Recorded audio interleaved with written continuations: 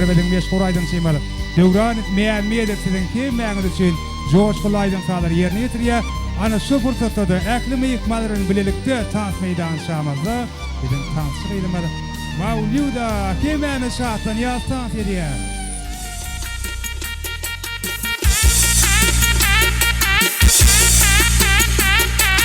Kayfatlarına tanışardı.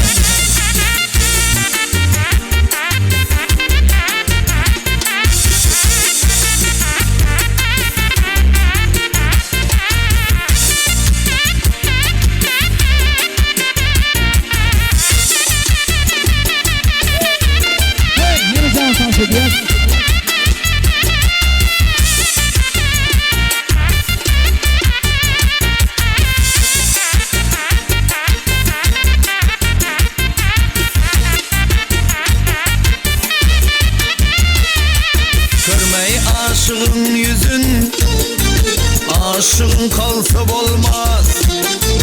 Yürek bağra kıymasa, behuda yansa olmaz.